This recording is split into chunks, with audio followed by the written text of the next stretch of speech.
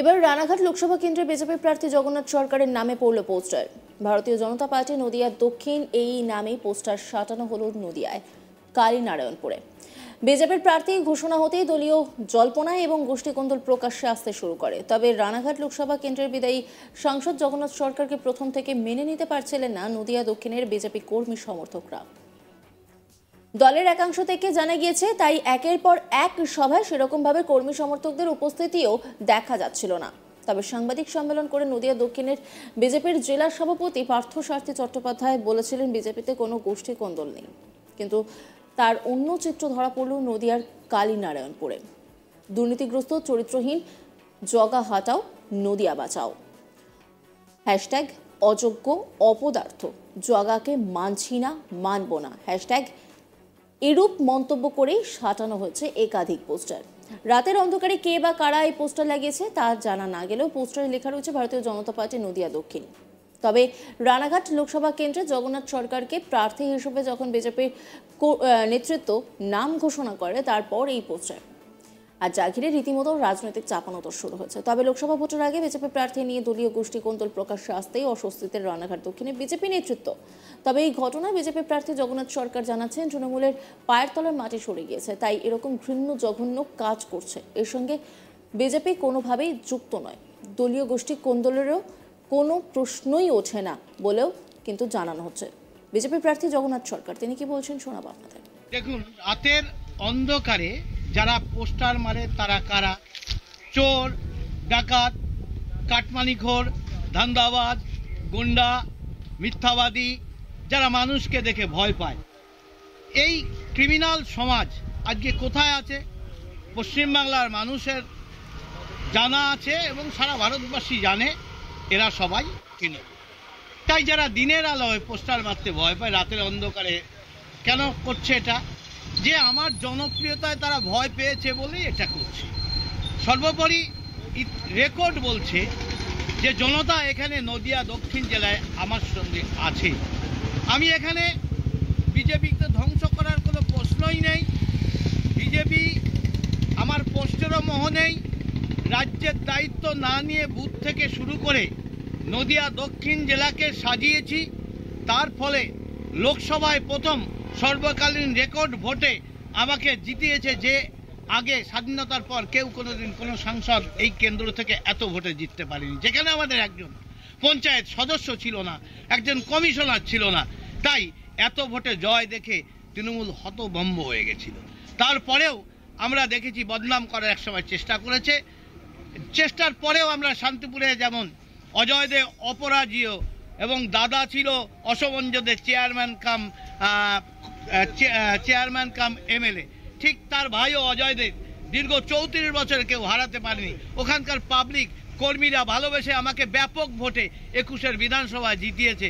এবং তার সহ আমি যে সাংগঠনিক সংগঠন ভিত মজবুত করেছিলাম, আর সেই এরিয়ায় 8টি বিধানসভায় 8-0-তে তৃণমূলকে হারিয়েছি।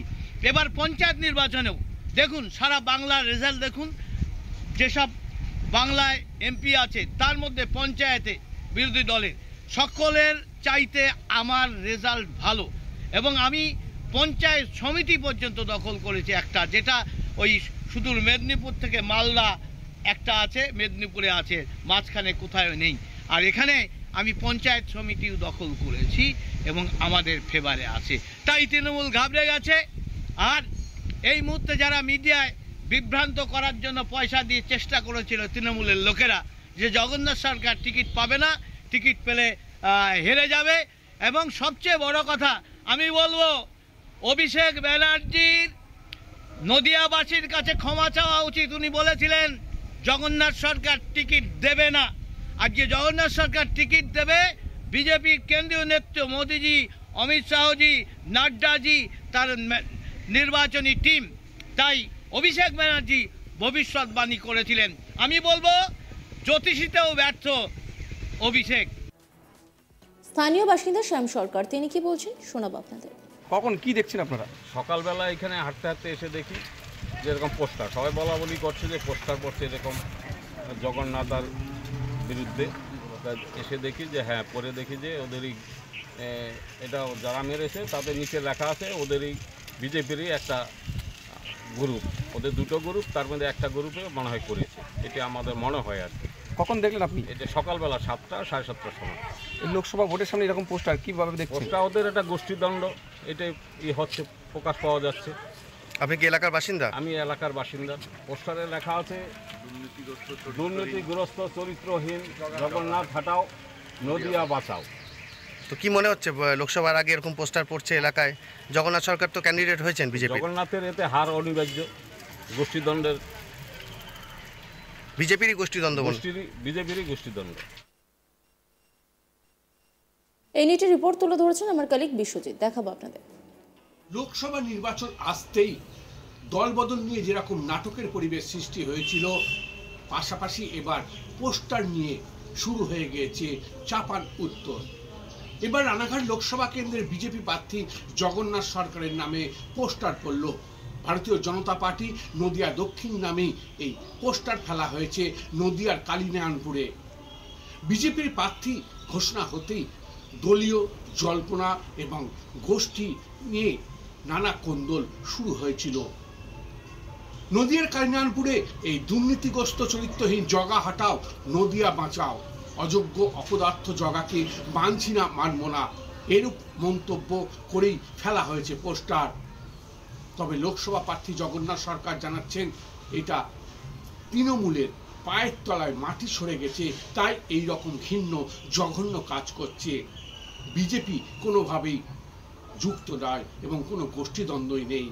কারণ আগে লোকসভা কেন্দ্রে নদিয়া জেলায় সবচেয়ে বেশি ভোটে জয়লাভ করেছিলেন জগন্নাথ সরকার এবং তিনি এখনো দাবি করছেন যে বেশি ভোটে জয়লাভ করবেন। তবে ভেতর ভেতর যে বিজেপির মুকুটমণি অধিকারী সঙ্গে একটা চাপা তার প্রতিযোগিতা চলছিল, সেটা কিন্তু রাজনৈতিক মহলে জানা গেছে। কারণ বিজেপি থেকে যখন তৃণমূলে মুকুটমণি অধিকারী যোগদান করেছেন, তারপরেই শুরু হয়ে গেছে নানা কোন্দল। জগন্নাথ সরকার এবার বিজেপির রানাঘাট লোকসভা কেন্দ্রের প্রার্থী, আর এই লোকসভা কেন্দ্রের প্রার্থী নিয়েও নানা গুঞ্জন উঠেছিল আগে। জগন্নাথ সরকার না মুকুটমণি অধিকারী না অন্যান্য নামের এই ভেসে উঠেছিল প্রার্থী হিসাবে। তবে জয়ী হয়েছিলেন জগন্নাথ সরকার প্রার্থী হিসাবে। আর এরপরই লোকসভা কেন্দ্রে বিজেপি প্রার্থী জগন্নাথ সরকার নাম হতেই শুরু হয়ে গেছে। অন্যান্য খবরের আপডেটের জন্য অবশ্যই নজর রাখুন আজ তাক বাংলার ইউটিউব স্ট্রিমিংয়ে।